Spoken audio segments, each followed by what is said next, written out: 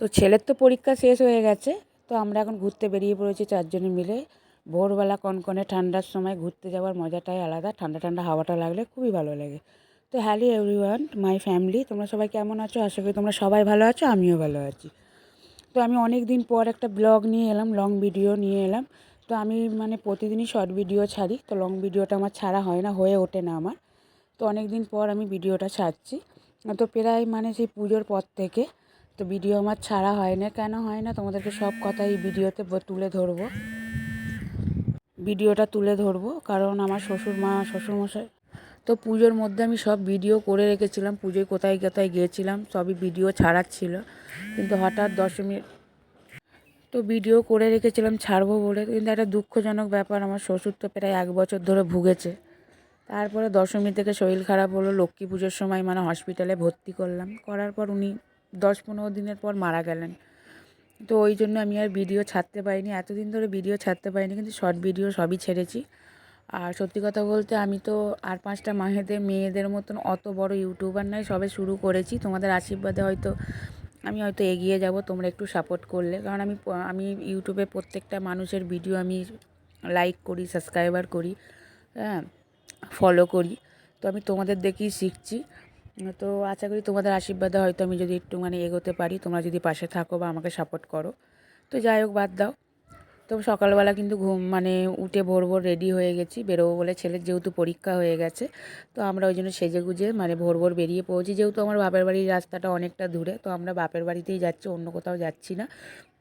যেহেতু বাপের বাড়িতে রাসের মেলা বসেছে, তাই ওখানে দেখতে যাচ্ছি। তো তোমরা উলবেড়িয়া থেকে কেউ যদি আমার ভিডিও দেখে থাকো, তাহলে অবশ্যই একটা লাইক করো আর সাবস্ক্রাইবার করো আর আমাকে ফলো করো।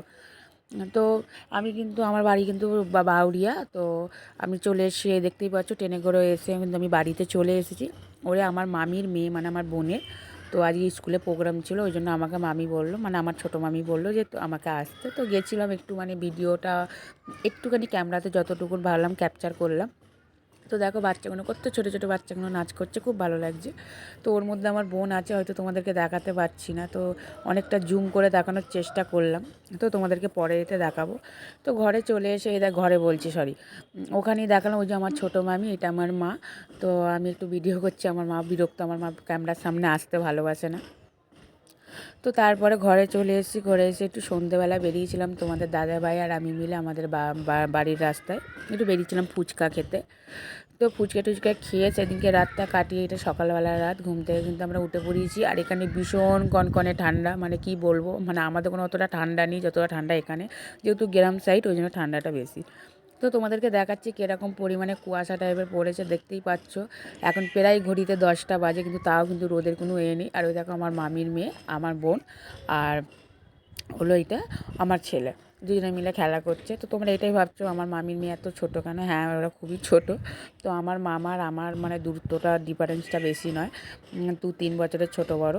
তো তারপরে সন্ধেবেলা আর কোনো ভিডিও সারাদিন করিনি, সন্ধেবেলা বেরিয়ে পড়েছি তোমাদের দাদাভাইয়ের সাথে। আমাদের এখানে একটা ঝালমুড়ি বানায়, ভীষণ সুন্দর, গার্লস স্কুলের ওখানটা, আমি স্কুলে পড়েছি। তো ওখান থেকে ঝালমুড়ি খেয়ে টেয়ে বেরিয়ে পড়েছি রাস দেখতে। উলবেড়িয়া রাসে দেখতে পাচ্ছ, আমি আছি, তোমাদের দাদাভাই আছে, আমার মা আছে, ওইদিকে মামি টামি সবাই রয়েছে। তো রাসের মেলায় দেখো এগুলো কত সুন্দর করে, আগে আরও ভালো করতো, এখন অনেকটা কমিয়ে দিয়েছে, জানি না কেন।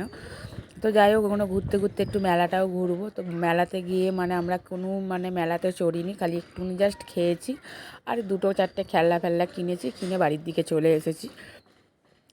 তো ওইদিকে দেখো এইদিকে মেয়েদের ঢুকতে দেয়, ছেলেদের ঢুকতে দেয় না, জানি না কেন, আমি শুরু থেকেই দেখে যাচ্ছি।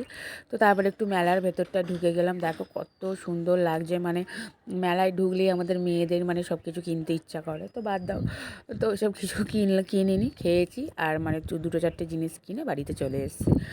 তো আমার ভিডিওটা তোমাদের কীরকম কেমন কেমন লাগে আমি জানি না। যদি ভিডিওটা ভালো লেগে থাকে তাহলে ছোট্ট করে একটা লাইক, শেয়ার আর সাবস্ক্রাইব করতে ভুলবে না। দেখা হচ্ছে নেক্সট ভিডিও, টাটা।